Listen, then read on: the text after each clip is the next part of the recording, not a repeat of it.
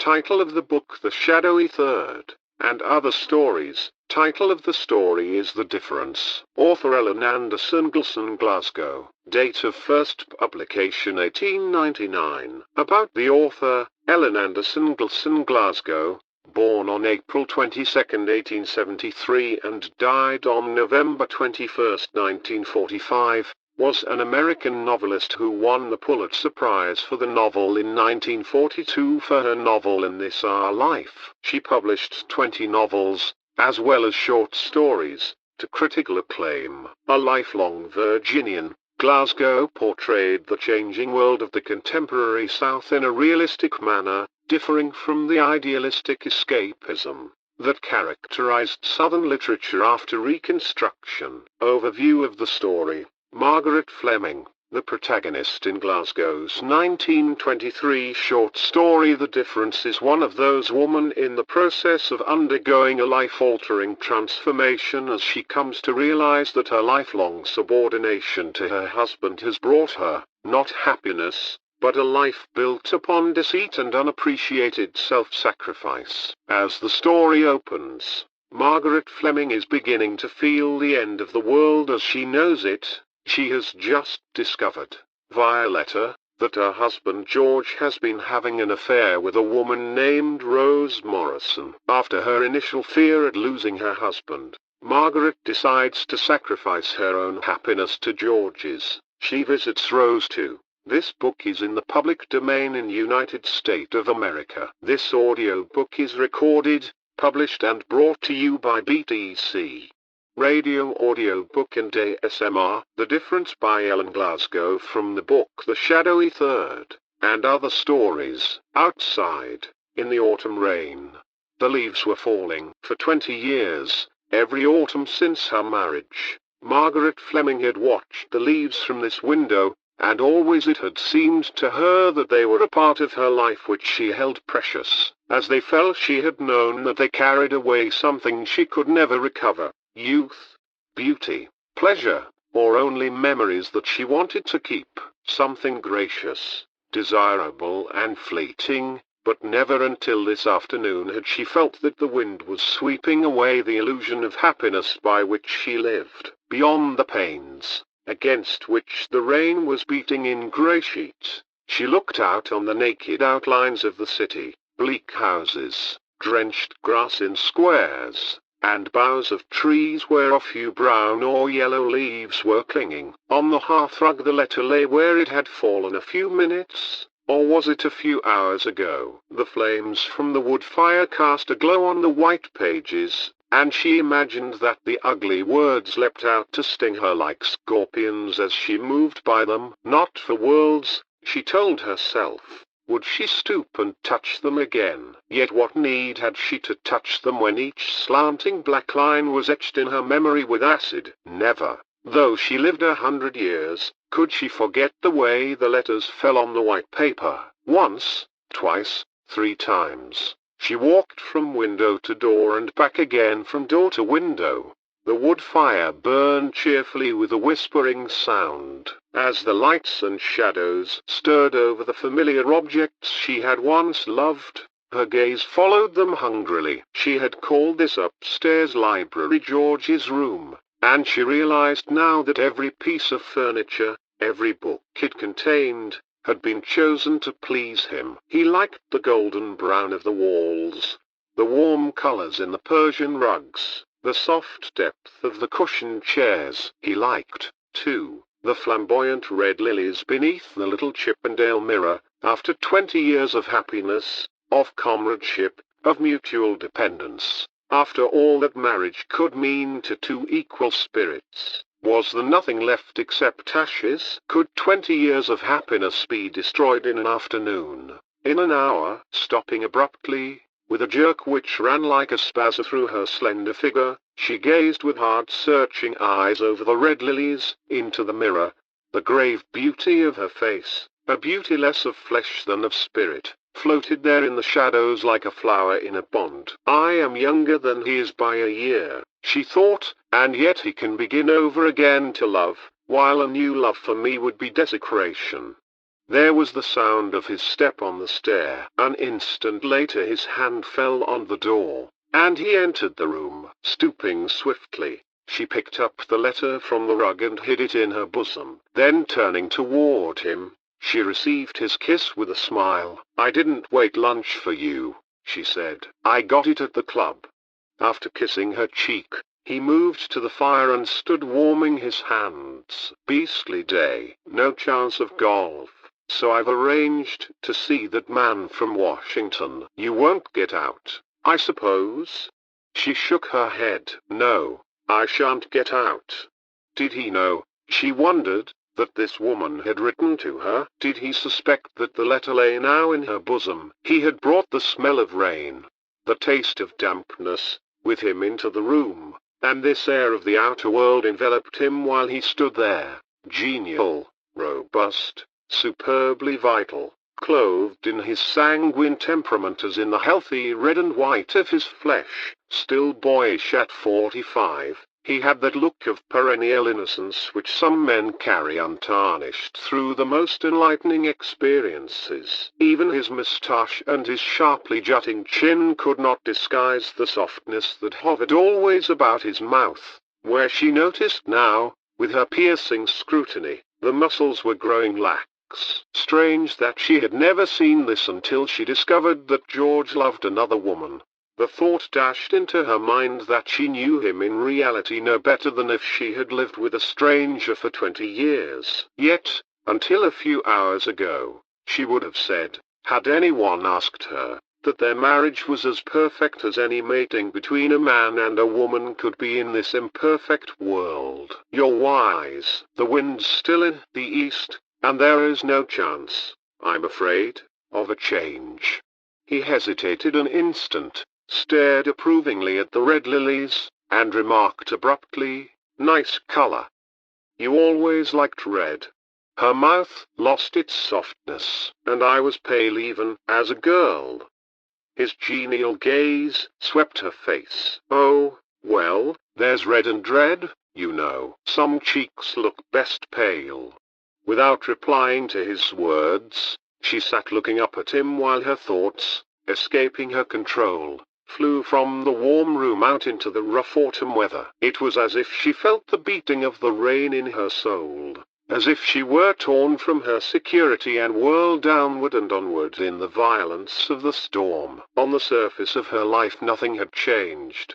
The fire still burned. The lights and shadows still flickered over the Persian rugs. Her husband still stood there, looking down on her through the cloudless blue of his eyes. But the real Margaret, the vital part of her, was hidden far away in that deep place where the seeds of mysterious impulses and formless desires lie buried. She knew that there were secrets within herself which she had never acknowledged in her own thoughts, that there were unexpressed longings which had never taken shape even in her imagination. Somewhere beneath the civilization of the ages there was the skeleton of the savage. The letter in her bosom scorched her as if it were fire. "That was why you used to call me Magnolia Blossom," she said in a colorless voice, and knew it was only the superficial self that was speaking. His face softened, yet so perfectly had the note of sentiment come to be understood rather than expressed in their lives that she could feel his embarrassment. The glow lingered in his eyes, but he answered only, "Yes, you were always like that." An irrepressible laugh broke from her. "Oh, the irony, the bitterness. Perhaps you like them pale." She tossed back mockingly, and wondered if this Rose Morrison who had written to her was colored like her name. He looked puzzled but solicitous. "I'm afraid I must be off. If you are not tired, could you manage to go over these galleys this afternoon? I'd like to read the last chapter aloud to you after the corrections are made." He had written a book on the history of law, and while he drew the roll of proof sheets from his pocket, she remembered, with a pang as sharp as the stab of a knife, all the work of last summer when they had gathered material together. He needed her for his work, she realized, if not for his pleasure. She stood, as she had always done, for the serious things of his life. This book could not have been written without her. Even his success in his profession had been the result of her efforts as well as his own. "I'm never too tired for that," she responded, and though she smiled up at him, it was a smile that hurt her with its irony. "Well, my time's up," he said. "By the way, I'll need my heavier golf things if it is fine tomorrow." Tomorrow was Sunday, and he played golf with a group of men at the country club every Sunday morning. "They are in the cedar closet. I'll get them out. The medium ones, you know, that English tweed." "Yes, I know. I'll have them ready." Did Rose Morrison play golf? She wondered. "I'll try to get back early to dinner. There was a button loose on the waistcoat I wore last evening. I forgot to mention it this morning." "Oh, I'm sorry. I left it to the servants, but I'll look after it myself." Again this perverse humor seized her. Had he ever asked Rose Morrison to sew on a button? At the door he turned back. "And I forgot to ask you this morning to order flowers for Morton's funeral. It is to be Monday." The expression on her face felt as stiff as a wax mask, and though she struggled to relax her muscles, they persisted in that smile of inane cheerfulness. "I'll order them at once, before I begin the galleys," she answered, rising from the couch on which she had thrown herself at his entrance. She began again her restless pacing from door to window. The library was quiet except for the whispering flames. Outside in the rain the leaves were falling thickly, driven hither and thither by the wind which rocked the dappled boughs of the sycamores. In the gloom of the room the red lilies blazed. The terror, which had clutched her like a living thing, had its fangs in her heart. Terror of loss, of futility, terror of the past because it tortured her, terror of the future because it might be empty even of torture. "He is mine, and I will never give him up," she thought wildly. "I will fight to the end for what is mine."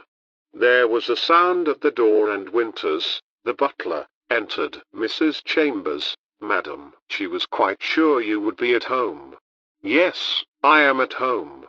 She was always at home, even in illness. To Dorothy Chambers, though they were so different in temperament, they had been friends from girlhood, and much of the gaiety of Margaret's life had been supplied by Dorothy. Now, as her friend entered, she held out her arms. "You come whenever it rains, dear," she said. "It is so good of you." Yet her welcome was hollow, and at the very instant when she returned her friend's kiss she was wishing that she could send her away. That was one of the worst things about suffering. It made one indifferent and insincere. Dorothy drew off her gloves, unfastened her furs, and after raising her veil over the tip of her small inquisitive nose, held out her hand with a beseeching gesture. "I've come straight from the committee luncheon. Give me a cigarette." Reaching for the Florentine box on the desk, Margaret handed it to her. A minute later, while the thin blue flame shot up between them, she asked herself if Dorothy could look into her face and not see the difference. Small, plain, vivacious, with hair of ashen gold, thin intelligent features, and a smile of mocking brilliance. Dorothy was the kind of woman whom men admire without loving and women love without admiring. As a girl she had been a social success without possessing a single one of the qualities upon which social success is supposed to depend. Sinking back in her chair, she blew several rings of smoke from her lips and watched them float slowly upward. "We have decided to give a bridge party. There's simply no other way to raise money. Will you take a table?" Margaret nodded. Of course. Suffering outside of herself made no difference to her. Her throbbing wound was the only reality. "Janet is going to lend us her house." A new note had come into Dorothy's voice. "I haven't seen her since last spring. She had on a new hat, and was looking awfully well. You know Herbert has come back." Margaret started. At last her wandering attention was fixed on her visitor. "Herbert, and she let him?" There was deep disgust in her tone. Dorothy paused to inhale placidly before she answered. "Well, what else could she do? He tried to make her get a divorce, and she wouldn't. A flush stained Margaret's delicate features. I never understood why she didn't. He made no secret of what he wanted. He showed her plainly that he loved the other woman. Dorothy's only reply was a shrug, but after a moment, in which she smoked with a luxurious air, she commented briefly, "But man's love isn't one of the eternal verities." Well, indifference is, and he proved that he was indifferent to Janet. Yet she has let him come back to her. I can't see what she is to get out of it. Dorothy laughed cynically. Oh, she enjoys immensely the attitude of forgiveness, and at last he has permitted her to forgive him. There is a spiritual vanity as well as a physical one, you know, and Janet's weakness is spiritual. But to live with a man who doesn't love her, to remember every minute of the day and night that it is another woman he loves, and every time that she remembers it she has the luxury of forgiving again. Keenness flickered like a blade in Dorothy's grey eyes. "You are very lovely, Margaret," she said abruptly. "The years seem only to leave you rarer and finer, but you know nothing about life." A smile quivered and died on Margaret's lips. "I might retort that you know nothing about love." With an impatient bird-like gesture Dorothy tossed her burned-out cigarette into the fire. "Whose love?" she inquired as she opened the Florentine box. "Herbert's or yours? It's all the same, isn't it?" By the flame of the match she had struck Dorothy's expression appeared almost malign. "There, my dear, is where you are wrong," she replied. "When a man and a woman talk of love they speak two different languages. They can never understand each other because women love with their imagination and men with their senses. To you love is a thing in itself, a kind of abstract power like religion. To Herbert it is simply the way he feels. But if he loves the other woman, he doesn't love Janet, and yet he wants to return to her." Leaning back in her chair, Dorothy surveyed her with a look which was at once sympathetic and mocking. Her gaze swept the pure grave features, the shining dusk of the hair, the narrow nose with its slight arch in the middle, the straight red lips with their resolute pressure, the skin so like a fading rose leaf. Yes, there was beauty in Margaret's face if one were only artist or saint enough to perceive it. "There is so much more in marriage than either love or indifference," she remarked casually. "There is, for instance, comfort." "Comfort?" repeated Margaret scornfully. She rose, in her clinging draperies of chiffon, to place a fresh log on the fire. "If he really loves the other woman, Janet ought to give him up," she said. At this Dorothy turned on her. "Would you, if it were George?"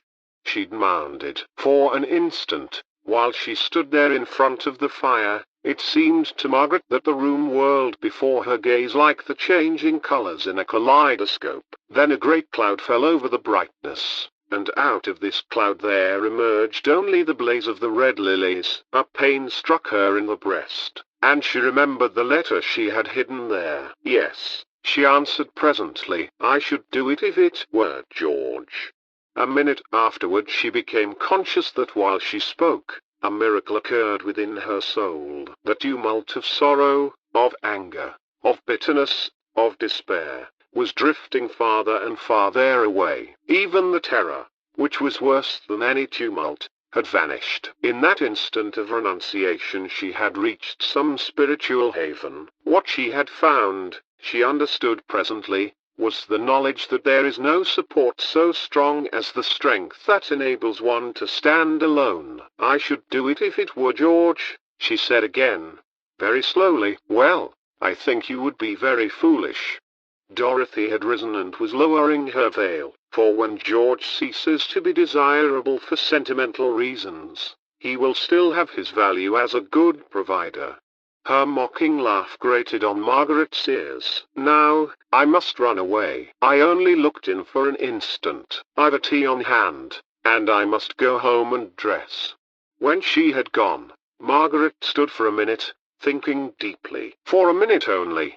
But in that space of time her decision was made. Crossing to the desk, She telephoned for the flowers. Then she left the library and went into the cedar closet at the end of the hall. When she had found the golf clothes George wanted, she looked over them carefully and hung them in his dressing room. Her next task was to lay out his dinner clothes and to sew the loose button on the waistcoat he had worn last evening. She did these things deliberately, automatically, repeating as if it were a formula, "I must forget nothing." And when at last she had finished, she stood upright, with a sigh of relief, as if a burden had rolled from her shoulders. Now that she had attended to the details of existence, she would have time for the problem of living. Slipping out of her grey dress, she changed into a walking suit of blue homespun. Then, searching among the shoes in her closet, she selected a pair of heavy boots she had worn in Maine last summer. As she put on a close little hat and tied a veil of blue chiffon over her face,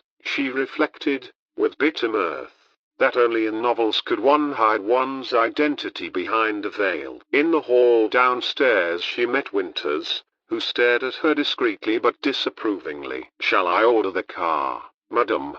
She shook her head, reading his thoughts as plainly as if he had uttered them. "No, it has stopped training. I want to walk."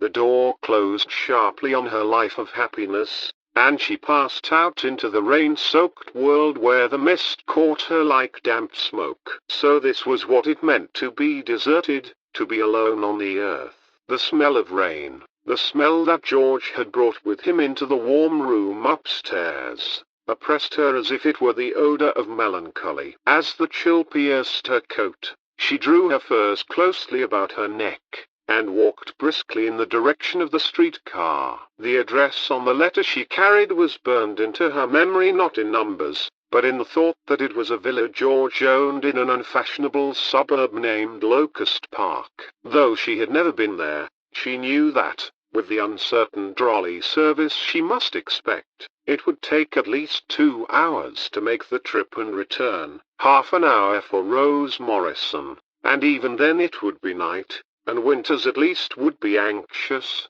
before she reached home. Well, that was the best she could do. The streetcar came, and she got in and found a seat behind a man who had been shooting and carried a string of partridges. All the other seats were filled with the usual afternoon crowd for the suburbs. Women holding bundles or baskets and workmen returning from the factories. A sense of isolation like spiritual darkness descended upon her, and she closed her eyes and tried to bring back the serenity she had felt in the thought of relinquishment. But she could remember only a phrase of Dorothy's which floated like a wisp of thistle down through her thoughts: spiritual vanity. With some women it is stronger than physical vanity. Was that her weakness? Vanity, not of the body, but of the spirit. Thoughts blew in and out of her mind like dead leaves, now whirling, now drifting, now stirring faintly in her consciousness with a moaning sound. 20 years, nothing but that. Love and nothing else in her whole life. The summer of their engagement, a rose garden in bloom, the way he looked, the smell of roses, or was it only the smell of dead leaves rotting to earth? All their long years of their marriage, little things that one never forgot.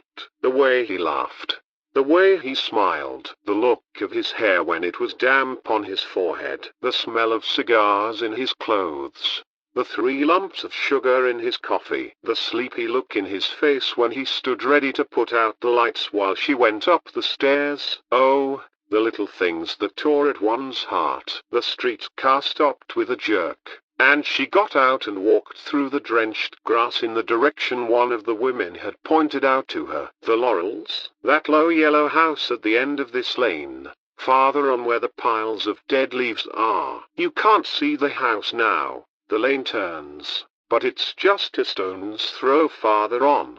Thanking her, Margaret walked on steadily toward the turn in the lane. Outside of the city the wind blew stronger, and the colored leaves, bronze, yellow, crimson, lay in a thick carpet over the muddy road. In the west a thin line of gold shone beneath a range of heavy, smoke-colored clouds. From the trees rain still dripped slowly, and between the road and the line of gold in the west there stretched the desolate autumn landscape. Oh, the little things!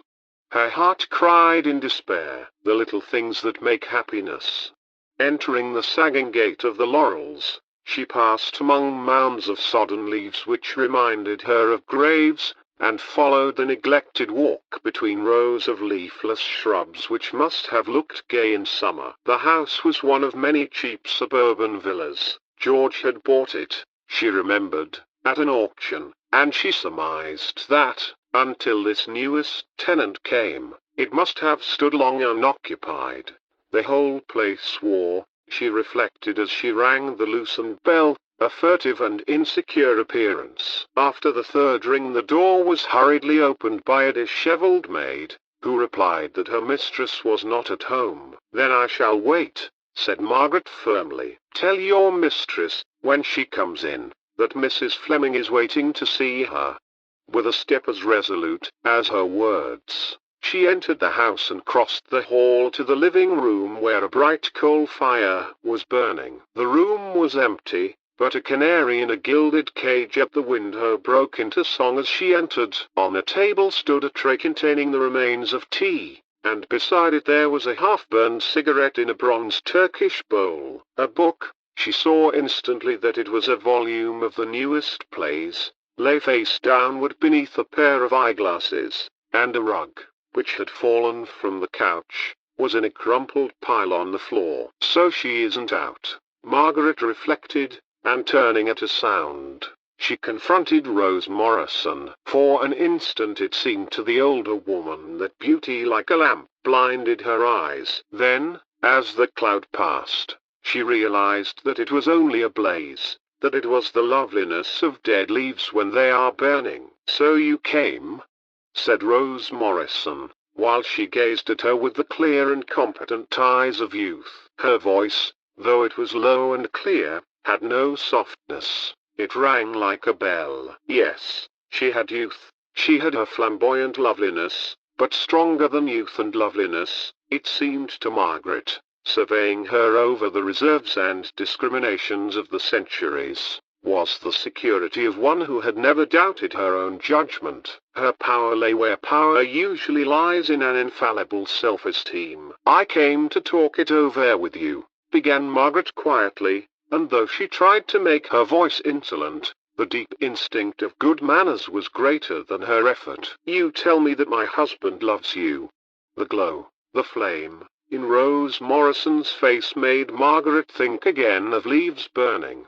There was no embarrassment, there was no evasion even, in the girl's look, candid and unashamed. She appeared to glory in this infatuation, which Margaret regarded as worse than sinful, since it was vulgar. "Oh, I am so glad that you did." Rose Morrison's sincerity was disarming. "I hated to hurt you. You can never know what it cost me to write that letter, but I felt that I owed it to you to tell you the truth. I believe that we always owe people the truth."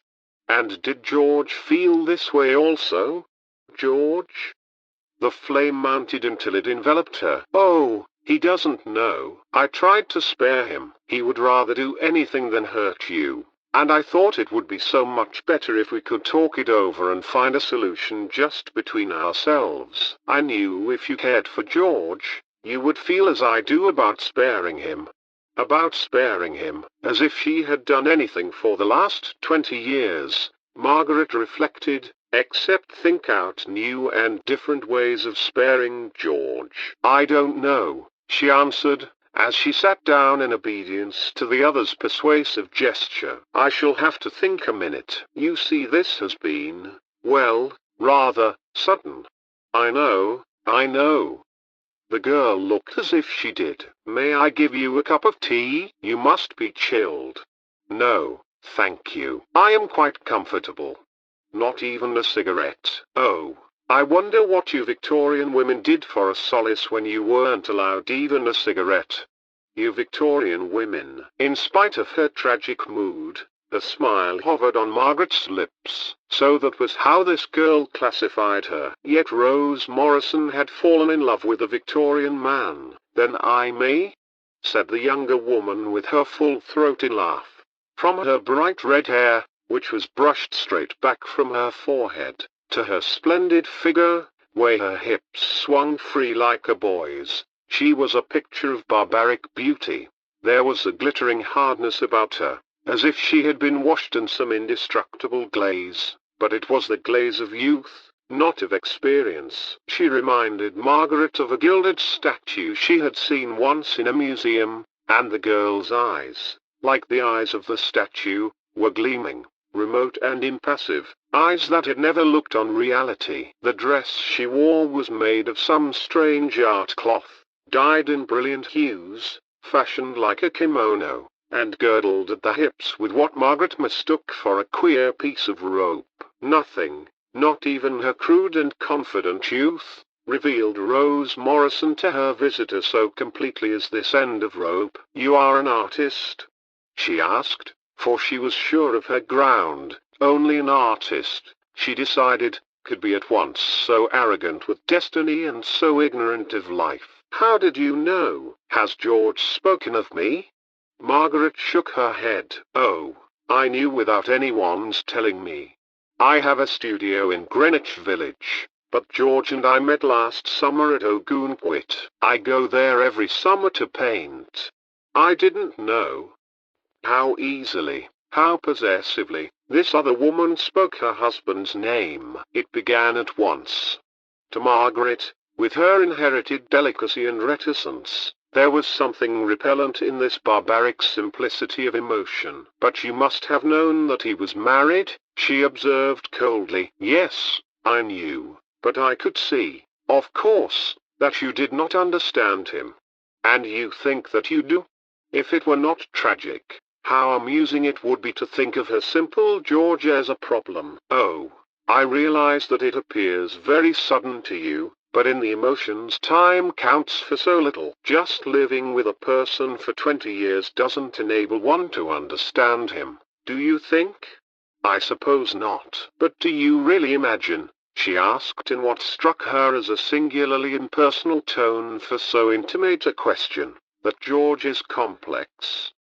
The flame, which was revealed now as the illumination of some secret happiness, flooded Rose Morrison's features. As she leaned forward, with clasped hands, Margaret noticed that the girl was careless about those feminine details by which George declared so often that he judged a woman. Her hair was carelessly arranged. Her fingernails needed attention, and beneath the kimono-like garment, a frayed place showed at the back of her stocking. Even her red morocco slippers were undone at the heels, and it seemed to Margaret that this physical negligence had extended to the girl's habit of thought. "He is so big, so strong and silent, that it would take an artist to understand him," answered Rose Morrison passionately. Was this really, Margaret wondered, the way George appeared to the romantic vision? "Yes, he is not a great talker," she admitted. "Perhaps if he talked more,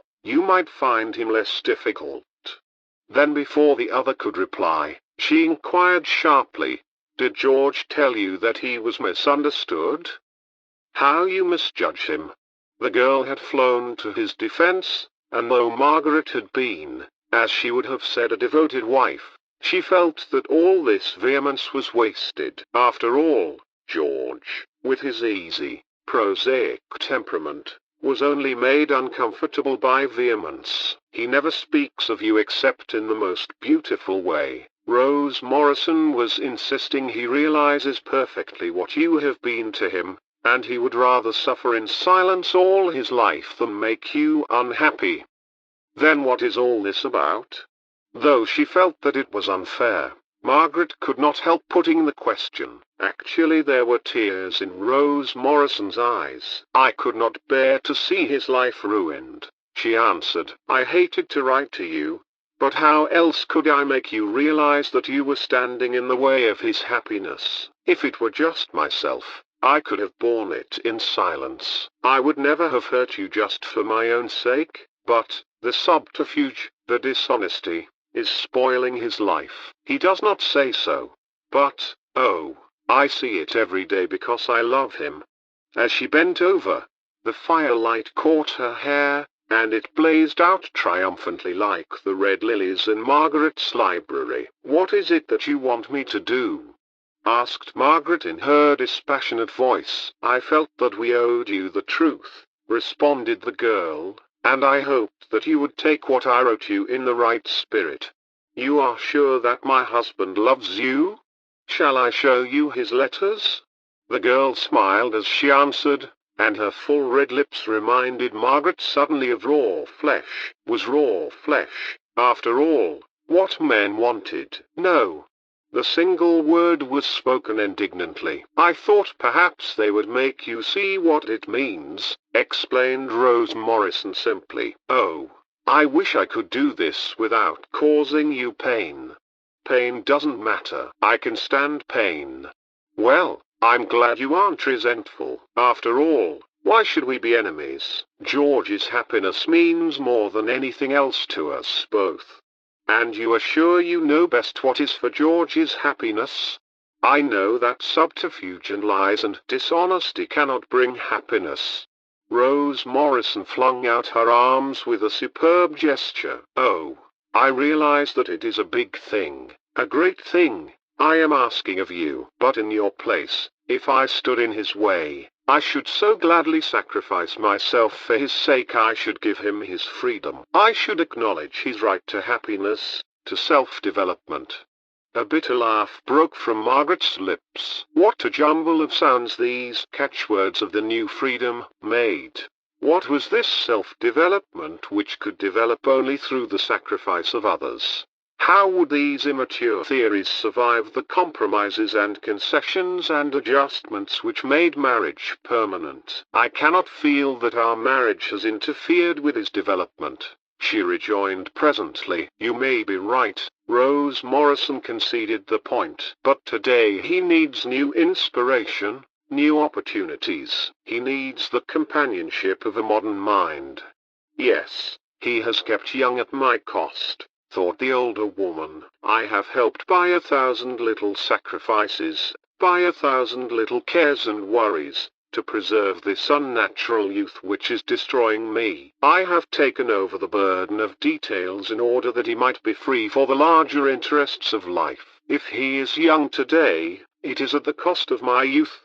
For the second time that day, as she sat there in silence, with her eyes on the blooming face of Rose Morrison, a wave of peace, the peace of one who has been shipwrecked and then swept far off into some serene haven, enveloped her. Something to hold by, that at least she had found. The law of sacrifice, the ideal of self-surrender, which she had learned in the past. For 20 years she had given freely, abundantly, of her best. And today she could still prove to him that she was not beggared. She could still give the supreme gift of her happiness. "How he must love you!"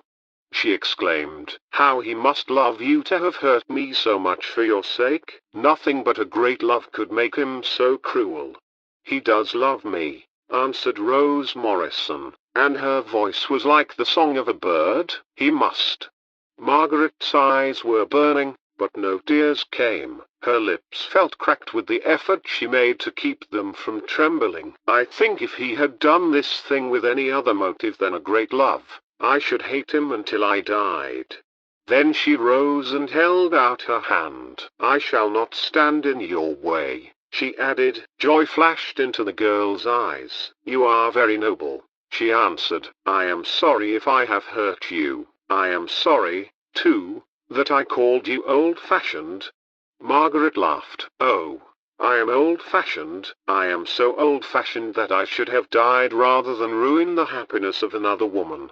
The joy faded from Rose Morrison's face. "It was not I," she answered. "It was life. We cannot stand in the way of life.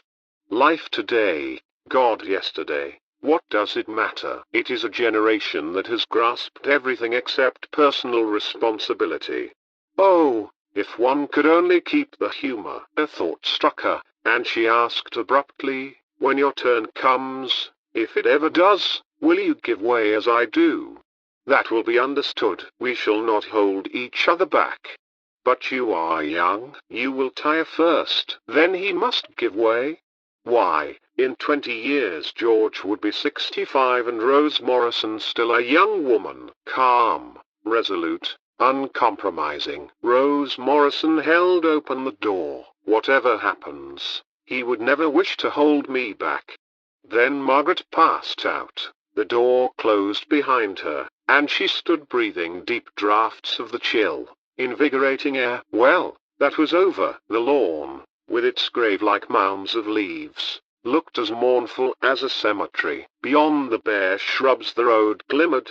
The wind still blew in gusts, now rising, now dying away with a plaintive sound. In the west the thread of gold had faded to a pale greenish light, veiled in the monotonous fall of the leaves. It seemed to Margaret that the desolate evening awaited her. How he must love her, she thought, not resentfully, but with tragic resignation. How he must love her to have sacrificed me as he has done. This idea, she found as she walked on presently in the direction of the street car, had taken complete possession of her point of view. Through its crystal lucidity she was able to attain some sympathy with her husband's suffering. What agony of mind he must have endured in these past months.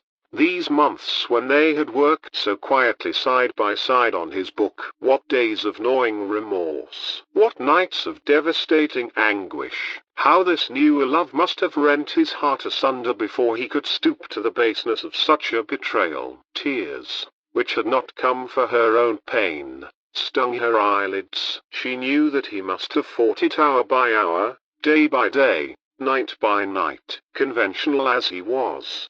How violent this emotion must have been to have conquered him so completely. Terrible as an army with banners, she repeated softly, while a pang of jealousy shot through her heart. Was there in George, she asked now, profounder depths of feeling than she had ever reached? Was there some secret garden of romance where she had never entered? Was George larger, wilder, more adventurous in imagination than she had dreamed? Had the perfect lover lain hidden in his nature, awaiting only the call of youth? The street car returned almost empty, and she found restfulness in the monotonous jolting, as if it were swinging her into some world beyond space and time, where mental pain yielded to the sense of physical discomfort. After the agony of mind, the aching of body was strangely soothing. Here and there, the lights of a house flashed among the trees, and she thought, with an impersonal interest, of the neglected villa, surrounded by mounds of rotting leaves, where the girl waited alone for happiness. Other standards. This was how the newer generation appeared to Margaret. Other standards, other morals, facing life stripped bare of every safeguard, of every restraining tradition, with only the courage of ignorance, of defiant inexperience, to protect one. That girl was not willfully cruel. She was simply greedy for emotion. She was gasping at the pretense of happiness like all the rest of her undisciplined generation. She was caught by life because she had never learned to give up, to do without, to stand alone. Her corner had come, and she stepped with a sensation of relief on the wet pavement. The rain was dripping steadily in a monotonous drizzle. While she walked the few blocks to her door, she forced herself by an effort of will to go on, step by step, not to drop down in the street and lose consciousness. The tinkle of the bell and the sight of Winters's face restored her to her senses. "Shall I bring you tea, madam?" "No, it is too late." Going upstairs to her bedroom, she took off her wet clothes and slipped into her prettiest tea gown, a trailing thing of blue satin and chiffon, while she ran the comb through her damp hair and touched her pale lips with color. She reflected that even renunciation was easier when one looked desirable. But it is like painting the cheeks of the dead, she thought, as she turned away from the mirror and walked with a dragging step to the library. Never, she realized suddenly, Had she loved George so much as in this hour when she had discovered him only to lose him? As she entered, George hurried to meet her with an anxious air. "I didn't hear you come in, Margaret. I have been very uneasy. Has anything happened?" By artificial light he looked younger even than he had seemed in the afternoon, and this boyishness of aspect struck her as strangely pathetic. It was all a part, she told herself, of that fulfillment which had come too late, of that perilous second blooming, not of youth, but of Indian summer. The longing to spare him, to save him from the suffering she had endured, pervaded her heart. "Yes, something has happened," she answered gently. "I have been to see Rose Morrison." As she spoke the name, she turned away from him, and walking with unsteady steps across the room, stood looking down into the fire. The knowledge of all that she must see when she turned, of the humiliation, the anguish, the remorse in his eyes, oppressed her heart with a passion of shame and pity. How could she turn and look on his wounded soul which she had stripped bare? "Rose Morrison?" he repeated in an expressionless voice. "What do you know of Rose Morrison?"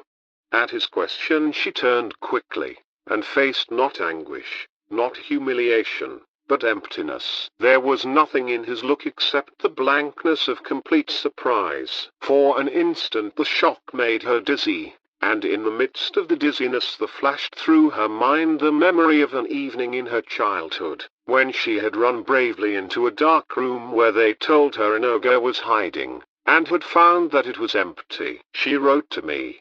Her legs gave way as she replied, and, sinking into the nearest chair, she sat gazing up at him with an immobile face. A frown gathered his eyebrows, and a purplish flush, he flushed so easily of late, mounted slowly to the smooth line of his hair. She watched the quiver that ran through his under lip. Strange that she had not noticed how it had thickened, while his teeth pressed it sharply. Everything about him was acutely vivid to her, as if she were looking at him closely for the first time. She saw the furrow between his eyebrows, the bloodshot stain on one eyeball, the folds of flesh beneath his jutting chin, the crease in his black tie, the place where his shirt gave a little because it had grown too tight. All these insignificant details would exist indelibly in her brain. "She wrote to you." His voice sounded strained and husky, and he coughed abruptly as if he were trying to hide his embarrassment. "What the devil? But you don't know her." "I saw her this afternoon. She told me everything." Everything? Never had she imagined that he could appear so helpless, so lacking in the support of any conventional theory. A hysterical laugh broke from her, a laugh as utterly beyond her control as a spasm, and at the sound he flushed as if she had struck him. While she sat there she realized that she had no part or place in the scene before her. Never could she speak the words that she longed to utter. Never could she make him understand the real self behind the marionette at which he was looking. She longed with all her heart to say, "There were possibilities in me that you never suspected. I also am capable of a great love. In my heart I also am a creature of romance, of adventure. If you had only known it, you might have found in marriage all that you have sought elsewhere." This was what she longed to cry out, but instead she said merely, "She told me of your love. She asked me to give you up." "She asked you to give me up?" His mouth fell open as he finished, and while he stared at her he forgot to shut it. It occurred to her that he had lost the power of inventing a phrase, that he could only echo the ones she had spoken. How like a foolish boy he looked as he stood there, in front of the sinking fire, trying to hide behind that hollow echo. "She said that I stood in your way." The phrase sounded so grotesque as she uttered it that she found herself laughing again. She had not wished to speak these ugly things. Her heart was filled with noble words, with beautiful sentiments, but she could not make her lips pronounce them in spite of all the efforts she made. And she recalled suddenly the princess in the fairy tale who, when she opened her mouth, found that toads and lizards escaped from it instead of pearls and rubies. At first he did not reply. and it seemed to her that only mechanical force could jerk his jaw back into place and close the eyelids over his vacant blue eyes. When at last he made a sound, it was only the empty echo again, stood in my way. She is desperately in earnest. Justice wrung this admission from her. She feels that this subterfuge is unfair to us all. Your happiness, she thinks, is what we should consider first, and she is convinced that I should be sacrificed to your future. She was perfectly frank. She suppressed nothing. For the first time George Fleming uttered an original sound. "Oh Lord!" he exclaimed devoutly. "I told her that I did not wish to stand in your way," resumed Margaret, as if the exclamation had not interrupted the flow of her thoughts. "I told her I would give you up." Suddenly, without warning, he exploded. "What, in the name of heaven, has it got to do with you?" he demanded. "To do with me?" It was her turn to echo. "But isn't the girl," she corrected herself painfully, "isn't she living in your house at this minute?" He cast about helplessly for an argument. When at last he discovered one, he advanced it with a sheepish air, as if he recognized its weakness. "Well, nobody else would take it, would they? She says that you love her." He shifted his ground nervously. "I can't help what she says, can I? She offered to show me your letters. Compliments, nothing more. But you must love her, or you couldn't. You wouldn't." A burning flush scorched Margaret's body. "I never said that. Even with her he had always treated the word love as if it were a dangerous explosive, and he avoided touching it now that I cared for her in that way. "Then you do in another way?" He glanced about like a trapped animal. "I am not a fool, am I? Why, I am old enough to be her father. Besides, I am not the only one anyway. She was living with a man when I met her, and he wasn't the first. She isn't bad, you know. It's a kind of philosophy with her. She calls it self." "I know." Margaret cut the phrase short. "I have heard what she calls it." So it was all wasted. Nothing that she could do could lift the situation above the level of the commonplace, the merely vulgar. She was defrauded not only of happiness, but even of the opportunity to be generous. Her sacrifice was as futile as that girl's passion. "But she is in love with you now?" she said. "I suppose she is." His tone had grown stubborn. "But how long would it last? In 6 months she would be leaving me for somebody else. Of course, I won't see her again," he added, with the manner of one who is conceding a reasonable point. Then, after a pause in which she made no response, his stubbornness changed into resentment. "Anybody would think that you are angry because I am not in love with her," he exclaimed. "Anybody would think. But I don't understand women." "Then you will not. You do not mean to leave me?" she asked, and her manner was as impersonal, she was aware, as if Winters had just given her notice. "Leave you?" He glanced appreciatively round the room. "Where on earth could I go?" For an instant Margaret looked at him in silence. Then she insisted coldly, to her, "Perhaps she thinks that you are in love with her." "Well, I suppose I've been a fool," he confessed, after a struggle, "but you are making too much of it." Yes, she was making too much of it. She realized this more poignantly than he would ever be able to do. She felt like an actress who has endowed a comic part with the gesture of high tragedy. It was not, she saw clearly now, that she had misunderstood George, but that she had overplayed life. "We met last summer at Ogunquit." She became aware presently that he was still making excuses and explanations about nothing. "You couldn't go about much, you know. And we went swimming and played golf together. I liked her, and I could see that she liked me. When we came away, I thought we'd break it off, but somehow we didn't. I saw her several times in New York. Then she came here unexpectedly, and I offered her that old villa nobody would rent. You don't understand such things, Margaret. It hadn't any more to do with you than, He hesitated, fished in the stagnant waters of his mind, and flung out abruptly, "Then golf has." It was just a sort of recreation. Recreation. The memory of Rose Morrison's extravagant passion smote her sharply. How glorified the incident had appeared in the girl's imagination, how cheap and tawdry it was in reality, a continual compromise with the second best, an inevitable surrender to the average. Was this the history of all romantic emotion? For an instant, such is the perversity of fate, it seemed to the wife that she and this strange girl were united by some secret bond which George could not share, by the bond of woman's immemorial disillusionment. "I wouldn't have heard you hurt for worlds, Margaret," said George, bending over her. The old gentle voice, the old possessive and complacent look in his sleepy blue eyes, recalled her wandering senses. "If I could only make you see that there wasn't anything in it." She gazed up at him wearily.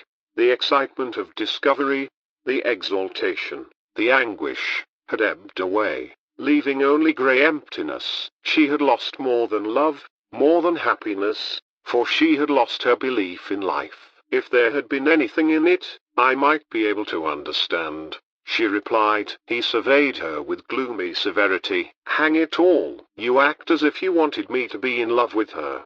Then his face cleared as if by magic. "You're tired out, Margaret, and you're nervous. There's winters now. You must try to eat a good dinner." Anxious, caressing, impatient to have the discussion end and dinner begin, he stooped and lifted her in his arms. For an instant she lay there without moving, and in that instant her gaze passed from his face to the red lilies and the uncurtained window beyond. Outside the leaves were falling. Dear listeners, I hope you enjoyed the audiobook version of the novel. We have many more such great classic audiobooks in our channel playlist. If you have heard so far, then subscribe to our channel and hit the like button. Turn on the notification bell so that you receive notification when we upload the next bestsellers audiobook for free. Also share this audiobook with your friends and family. This is end of the audiobook.